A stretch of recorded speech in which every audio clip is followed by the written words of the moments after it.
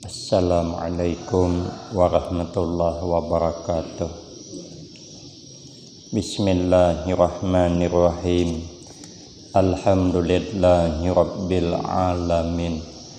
Wassalatu wassalamu ala asyrafil anbiya wal mursalin wa ala alihi wa ashabihi ajma'in. La haula wala quwwata illa billahil aliyyil azim. Rabbi shrah li sadri wa yassir li amri wahlul 'uqdatam min lisani yafqahu qawli. Amma ba'du. Fa aqulu wa 'alallahi tawakkuli. Ma'asyiral hadirin, jamaah pengajian yang mulia, meneruskan daripada pengajian kita, diceritakan daripada Nabi sallallahu alaihi wasallam bahwasanya Nabi yaitu pernah bersabda, ar-rahimuna yarhamuhumur rahman tabaraka wa ta'ala. Bermula orang-orang yang mengasihi mereka akan makhluk, dia senantiasa mengasihi, menyayangi kepada sesama makhluk, maka menyayangi akan mereka orang yang menyayangi sesama makhluk ar-rahmanu oleh zat yang bersifat kasih sayang, tabaraka wa ta'ala. Maka kata Nabi, irhamu man fil ardi, sayangi olehmu, kasihani olehmu akan orang yang ada di muka bumi. Yarhamkum, maka mengasihani akan kamu man fis samai, oleh orang yang ada di langit. Penghuni langit, para malaikat menyayangi kita, mengasihani kita apabila kita ini mengasihani kepada kita sesama makhluk. Wal makna ar-rahimuna liman fil ardi min adamiyyin wa hayawanin. Yang dimaksud menyayangi kepada makhluk yang ada di muka bumi itu min adamiyyin, daripada anak Bani Adam, wa hayawanin, dan hewan-hewan, lam yu'mar biqatlihi bil ihsan, yang tidak diperintah dengan membunuhnya itu hewan dengan baik. Walaupun hewan itu disuruh membunuh, tapi bunuhlah dengan baik, dengan kasih sayang, kasihan. Kalau hewan itu disiksa, maka jangan sampai menyiksa hewan, sekalipun hewan itu disuruh membunuh. Yang tidak disuruh membunuh, sayangi. Orang menyayangi sesama makhluk Allah itu, nanti kita disayang Allah, disayang para malaikat. Karena kita manusia ini dijadikan Allah sepaling baik sudah, sepaling istimewa. Maka perangai pun harus baik dengan makhluk lainnya, karena kita ini unggul sudah dibanding makhluk lain. Allah berfirman di dalam Al-Quran, laqad khalaqnal insana fi ahsani taqwim summa radadnahu asfala safilina illalladzina amanu wa amilus sholihat falahum ajrun ghairu mamnun ay ghairu maqtu'in. Allah sudah menyatakan dalam Al-Quran, demi sesungguhnya kami jadikan jenis manusia itu sepaling baik sudah, paling baik kejadiannya. Ya, kebaikan keunggulan kita manusia melebihi makhluk Allah yang lain.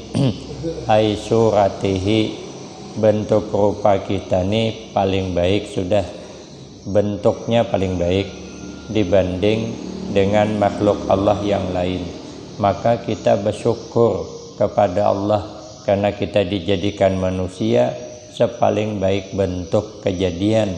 Jadi mau dijadikan Allah gagah, mau dijadikan Allah tidak, tak masalah lah, karena kita ini sudah paling baik dah dibanding yang lainnya. Mau dijadikan Allah anak kita cantik, alhamdulillah. Tidak cantik pun tak masalah, karena tidak menjaminlah orang cantik dapat lakinya gagah lebih bahagia daripada perempuan yang dapat lakinya kurang gagah.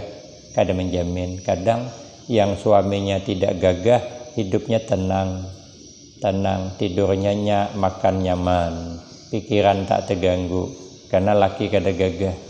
Kalau laki gagah bisa jantungan, apalagi lakinya jam 1 dah ada balik-balik, di telepon HP-nya dah aktif, nomor yang Anda hubungi di luar jangkauan. Hari jam 1 dah malam, timbullah curiga, kemana suami aku? Maka HP-nya dimatikan, timbul bertanya di hati, di mana dia, dengan siapa dia, sedang apa dia. Nah, ambil gelas nak minum, kelepasan pecah, pertanda apa ini? Itu saya melihat ada di film Indosiar. Film Suara Hati Istri namanya. Aku nunggu-nunggulah kapan, kataku nih, film Suara Hati Suami. Asal main Suara Hati Istri manjang. Timbul gelisah di hati. Pulang suami bukan disambut dengan mesra, tapi disambut dengan penuh kecurigaan. Pada suaminya tidak apa-apa di luar, tapi dia ada merasa curiga, cemburu. Akhirnya semalam suntuk, tidak ada bebayaan. Yang lakinya tidur di bawah, yang istrinya tidur di atas. Tak mau dia berdekat karena marah, hati curiga, hati cemburu. Orang yang punya suami tidak gagah, tentram hidupnya, tenang hidupnya. Jangankan suami jam 1 baru balik, 2 hari pun dah ada balik, dah apa-apa. Tidak bakal diambil orang. Siapa juga nak ngambil, ya wajahnya pas-pasan begitu. Jadi kan tenang jadi istri, makan enak, tidur nyenyak, pikiran tak terganggu. Nah, kita ini tidak usahlah menyangkal diri tentang kejadian yang sudah Allah berikan kepada kita, karena kita sudah dijamin oleh Allah sepaling baik makhluk ai suratihi, bentuk rupa kita. Yang kedua, yatana walu ma'kuluhu biyadih, kita bisa mencari makan dengan tangan sendiri, tidak sama dengan makhluk Allah yang lain. Sebahagian mengharap belas kasih dari kita manusia. Kalau kita manusia bisa menjemput rezeki sendiri yang sudah ditentukan Allah. Kita tinggal menjemput, jatah kita sudah ada, rezeki kita sudah ada. Kalau kita berkebun, rezeki kita sudah ada di kebun, kita tinggal jemput cuman lagi. Tapi kalau rezeki kita tidak ada, berarti walaupun dijemput tidak ada juga. Tapi kita tetap berusaha, berdoa. Nah, harus kita syukuri karena kita bisa mencari rezeki, bisa menjemput rezeki dengan tangan sendiri. Apa yang dapat disyukuri, apa yang dapat disyukuri. Allah mewahyukan kepada nabinya Bani Israel.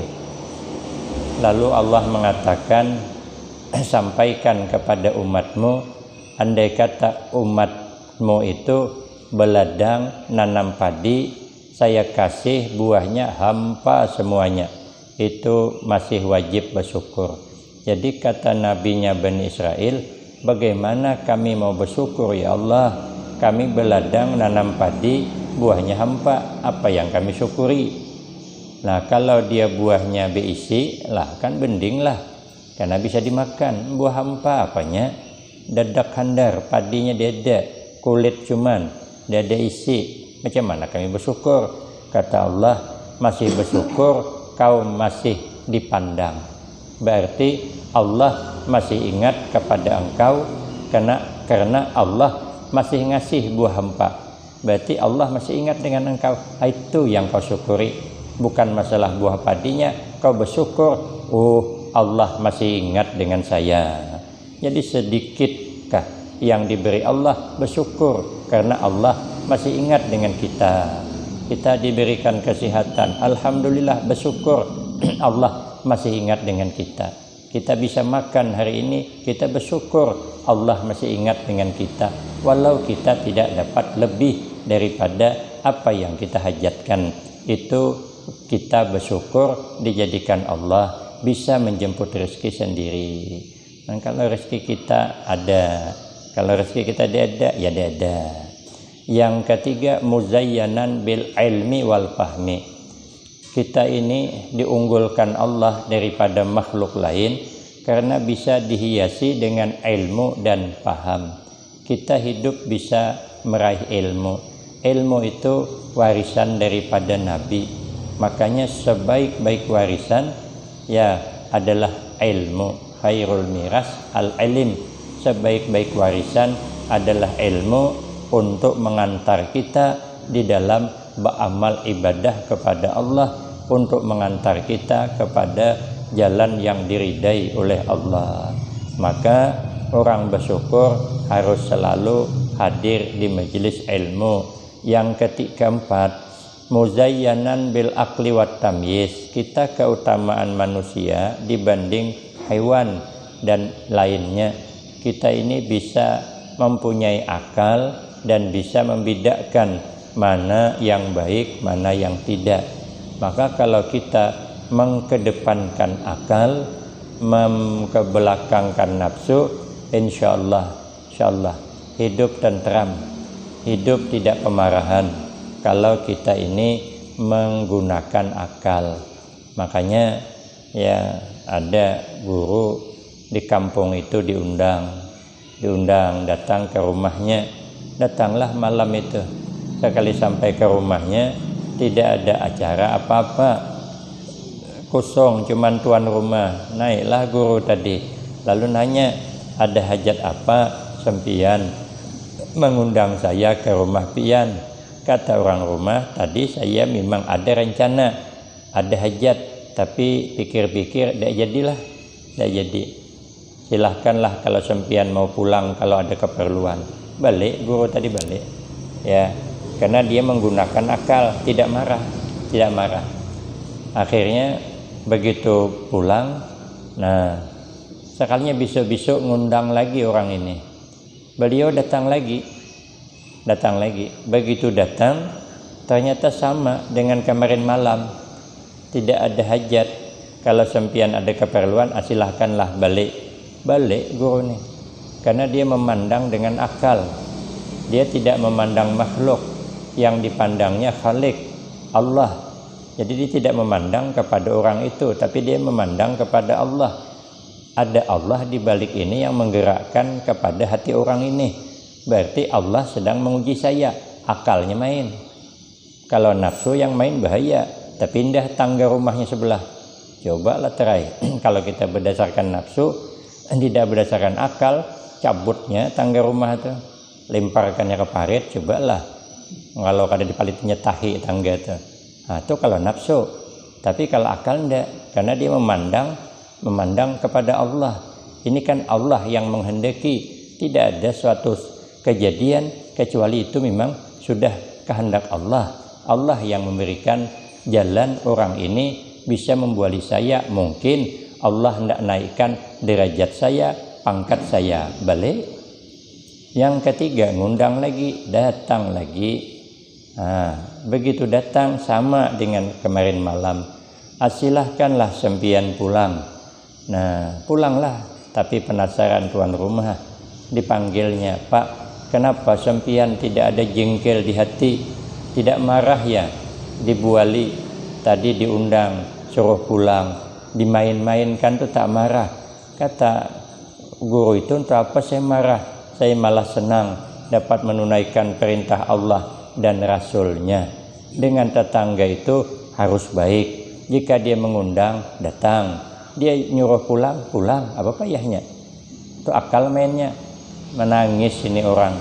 taubat dia, tidak lagi suka mempermainkan orang. Jadi rupanya orang yang suka ngolok-ngolok orang itu dibalas dengan kelembutan, insyaallah dia bisa berubah. Tapi tidak perlu dengan kekerasan. Anak itu keras hatinya, dia menghendaki sesuatu, tidak bisa dikerasi melancar dia, harus dipujuk, dibalas dengan kelembutan, insyaallah anak itu bisa berubah. Begitulah nafsu. Nafsu itu ibarat anak kecil, kalau dilawani belangsar dia, ya ngamuk dia. Tapi kalau tidak dilawani nurut dia. Makanya akal yang dimainkan. Nah, kita punya akal, maka syukurilah akal kita, jangan suka ngakali orang. Tapi saya ada punya kawan saya bilang, kata kawan saya, daripada diakali orang bagus ngakali orang, daripada kita kan akali orang bagus kita ngakali, katanya. Ya aku janganlah, ya ada kisahnya apa, dia ngakali orang tapi tidak merugikan lah, mending lah masih. Kalau tidak merugikan ngakali tidak masalah lah. Dia ini ada orang nempah itik itu apa namanya tuh, itik bebek. Nah, orang nempah bebek 5 ekor untuk hari lebaran punya dia ada punya hari lebaran orang dah, karena bukan orang Islam yang nempah tadi 5 ekor, maka dia modal itu cuman belikannya lah itik tuh 5 ekor. Orang itu minta sembelihkan, rupanya disembelihnya lah itik tuh secara kita lah. Kalau disembelih secara kita kan itu kan kepalanya kan terjatuh. Nah, dia kan mungkin untuk sesajian mungkin tidak tahulah. Jadi kepala itu harus tegak begitu, jangan jatuh. Disembelih biasa ya jatuhlah. Jadi ada kawannya lewat, katanya, untuk apa itu Pak? Untuk tempahan orang, dia hendak hari raya. Kata kawan yang pengalaman, kalau untuk dia nyembelihnya bukan gitu, dikit aja, dikit, jadi kepala itu tetap tegak. Tetap tegak. Kalau terputar sekelilingan, lintoklah kepalanya, jadi harus tegak. Aduh, katanya, rugi aku nih kalau aku kasih dia tak jadi 5 ekor nih tekor. Kalau dimasak dewe kapan selesai makannya? Itik itu kan keras, bisa copot gigi palsu, gigit itu. Akhirnya cari akal, beli benang, beli jarum, jahitinya pula lehernya nih, jahitnya. Yang istrinya dapat 2 ekor jahit, yang suami dapat 3, jadi tegak lagi, tapi pendek, tapi tegak. Kan yang penting tegak, walaupun pendek panjang tidak masalah. Diantar ke toko tuh, diantar ke toko, kebetulan yang jaga tua, katanya, tua. Diperiksanya, alhamdulillah kepalanya tegak, tapi pendek. Bingung juga dia kenapa pendek kepala itiknya gitu, tapi kan tegak, sudah tutup dengan daun. Udah tuh katanya ngomong dia, kamsia. Ya, kamsia tuh terima kasih. Aku katanya balik. Aku katanya 3 bulan tidak pernah lagi lewat di depan rumahnya, takut karena tadi berjahit tuh, lehernya berjahit. Soalnya entah macam mana, katanya 3 bulan berikutnya ketemu di pasar ikan, panggilnya, Pak, katanya, itik yang dikirim kemarin itu itik baru keluar dari rumah sakit ya, katanya. Kayak habis lepas dioperasi. Aduh, katanya, malunya aku, kata kawanku tuh, kata aku tidak masalah lah, malu dikit, yang penting kan tidak rugi begitu. Daripada rugi itu namanya ngakali orang, tak masalah lah kalau ngakali. Nah, cuman agak malu lah dibilangnya itik keluar dari rumah sakit. Aduh, itu ada kawan saya begitu. Nah, itulah hebatnya akal, hebat. Yang penting jangan merugikan orang. Yang kelima, keutamaan kita manusia diangkat Allah melebihi daripada yang lain. Ya, kita diberi Allah keistimewaan bin nutqi wal adab. Kita ini bisa berbicara tapi ma'al adab, beserta adab. Maka dididik oleh Nabi agar kita ini bercakap dengan beradab. Nabi iza tahaddasa tabassama, Nabi kalau bercerita-cerita mesti Nabi tersenyum. Iza takallama paka'an namat duru yasqutu min zalikal kalam. Nabi itu kalau bercakap percis bagaikan mutiara yang keluar dari lidah Nabi. Artinya orang senang dengan cakap Nabi. Makanya bahagian daripada ulama warasatul anbiya, kalau dia bercakap mesti orang senang, mesti orang ketularan barakahnya mau nurut. Kalau dulu di Tungkal nih ayah, kalau beliau bercakap lembut kita mau kita menurut. Tidak sedikit orang yang berubah termasuk kita setelah mendengar cakap beliau. Itu namanya ketularan barakah. Nah, maka itu kita manusia tanamkan sifat menyayangi kepada sesama makhluknya Allah. Kalau kita menyayangi, nanti kita akan disayangi oleh para malaikat dan disayangi oleh Allah Subhanahu wa ta'ala. Imam Al-Ghazali rahimahullah, Ru'ya Al-Ghazali bin Naum, dimimpikan, ada yang bermimpi bertemu Imam Al-Ghazali di dalam tidurnya. Begitu ketemu Imam Al-Ghazali, faqila lahu, maka ditanya kepadanya Imam Al-Ghazali, ma fa'alallahu bika, apa yang Allah perbuat dengan engkau setelah kau wafat, setelah kau meninggal dunia. Kami ingin tahu apa yang Allah perbuat dengan engkau. Faqala, maka menjawab Imam Al-Ghazali, auqafani baina yadaihi, aku dihentikan di antara hadapannya Allah. Artinya begitu di hadapan Allah, Allah laisa kamitslihi syai'un, tidak ada seumpama dengan sesuatu, dan Allah tidak bertempat.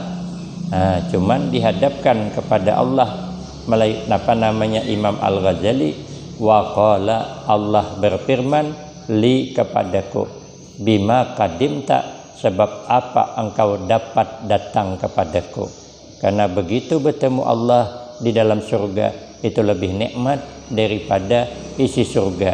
Tapi kita bertemu Allah di dalam surga bukan berarti Allah ada di dalam surga.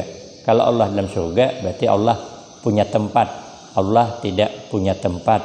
Cuman kita melihat Allah laisa kamitslihi syai'un ketika kita yang berada di dalam surga, bukan Allah berada di dalam surga. Cuman kitanya di dalam surga.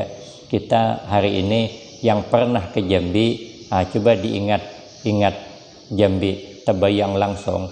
Dapat kita memandang Jerambah Auduri itu dapat. Bukan berarti Jerambah Auduri itu ada di Masjid Sepakat, enggak. Jerambah Auduri di Jambi lah. Cuman kita memandang dengan hati Jerambah Auduri ketika kita berada di Masjid Sepakat. Nah, padahal kan Jerambah di sana. Orang yang pernah ke Mekah saja, orang pernah ke Mekah, coba kita ingat di hati. Macam mana? Terbayang Ka'bah dah. Terbayang. Mandang kita. Apakah Ka'bah itu dipindah Allah ke sini? Enggak. Ka'bah tetaplah pada tempatnya. Apakah Allah dalam surga? Tidak. Allah tetaplah tidak bertempat. Cuman kitanya melihat Allah di dalam surga, bukan Allah berada dalam surga. Ditanya, apa sebabnya engkau bisa bertemu dengan Allah tadi?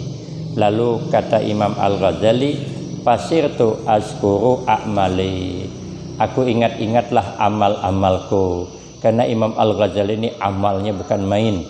Beliau usianya tidak tua, 51 tahun meninggal dunia, tapi sempat bergelar Hujjatul Islam, hujjahnya orang Islam.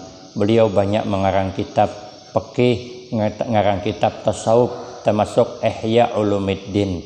Beliau tidak mau dikenal orang, tidak mau.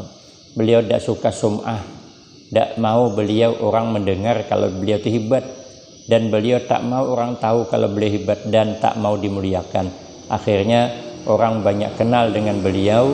Di kampung itu beliau pindah kampung biar tidak dikenal orang. Ada orang pengajian ikut di situ. Sekalinya gurunya membaca kitab karangan Imam Al-Ghazali, qala Al-Ghazali rahimahullah. Pada Imam Al-Ghazali ada di situ. Tak enak Imam Al-Ghazali, tak enak. Dipuji-puji orang itu tidak enak. pindah lagi. Di situ orang baca kitabnya lagi, pindah lagi. Itu kalau dalam bahasa tasawuf namanya khumul. Khumul itu artinya menenggelam, tidak mau dikenal orang. Khumul. Pangkalan kha, lain pangkalan ba. Kalau pangkalan ba, bungol. Atau lain tuh, bungol tuh lain. Ada juga yang bungol, ada yang khumul begitu. Dia mendiam, tapi ada yang memang tidak mau dikenal. Itulah Imam Al-Ghazali rahimahullah. Lalu ku ingatlah kata beliau, mungkin amalku ini, mungkin amal ini, ternyata bukan itu. Kata Allah, kau pada suatu hari pernah mengarang kitab, sekalinya nazalat zubabatun ala midadi qalamika, turun lalat turun di atas tempat tinta engkau. Untuk apa? Litasyraba minhu, supaya lalat bisa minum dari tempat tintamu tuh. Lalat ini kehausan, turun dia pingin minum air tinta punya Imam Al-Ghazali.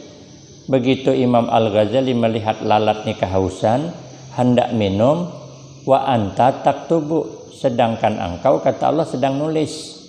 Begitu kau sedang menulis, melihat lalat mau minum, patarakta al-kitabah, tidak mau melanjutkan menulis. Karena kalau melanjutkan nanti pulpen tuh dicelup ke tinta tuh, terbang lalat nanti. Lalat sedang menikmati minum dia sedang nikmat, tidak diganggu, biarkan dia. Makanya ada guru yang nyamuk hinggap di tangannya, dibiarkan. Dia gigit separuh, dah perutnya berisi darah, biarkan. Kenapa? Karena kalau dipukul mengganggu kesenangannya. Biarlah dia menikmati darah. Kada jombo imber dia, sikit cuman. Ada banyak ada yang kita periksa darah tuh pang bertetangah butol kayak ini lagi. Nah itu kan kecil, perut nyamuk itu bukan besar. Jangan dipukul. Ini begitu nyamuk sudah kenyang, picitnya, ada pisatnya pula. Itu tidak peri kenyamukan namanya. Cobalah kita ini belajarlah punya peri kenyamukan begitu. Dia sudah barang tuh dapat, untuk apa lagi? Kenyang dia sudah, terbangnya pun kayak pesawat menuju dinding tuh.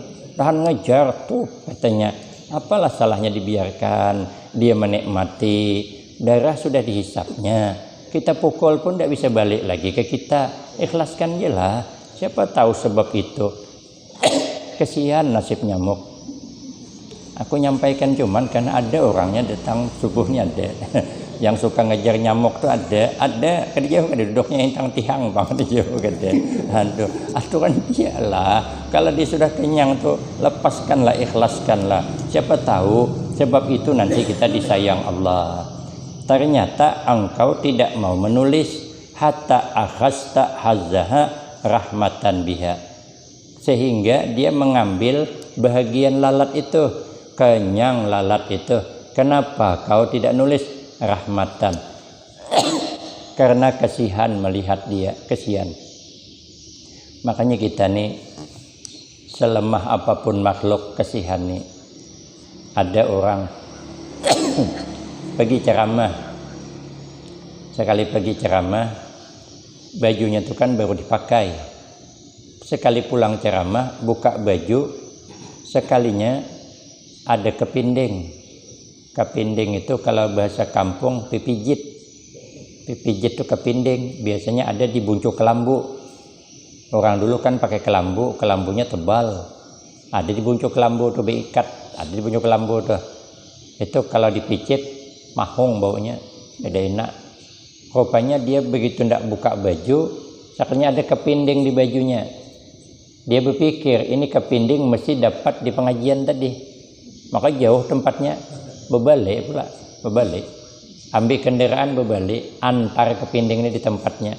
Kenapa? Beliau berpikir ini kepinding kan hidupnya tidak sendirian. Dia juga punya keluarga. Siapa tahu ini keluarga besarnya. Kalau lah tulang punggung kah? Dia punya nenek, dia punya anak, dia punya istri. Mungkin anaknya sedang nunggu kapan bapak balik. Lah kalau udah dibalikkan, pipijit ini mana bisa balik dia? Dapatnya di Sialang, dia lepas di Tungkal. Kapan dia balik ke Sialang? Dia tak tahu jalan, GPS tak punya.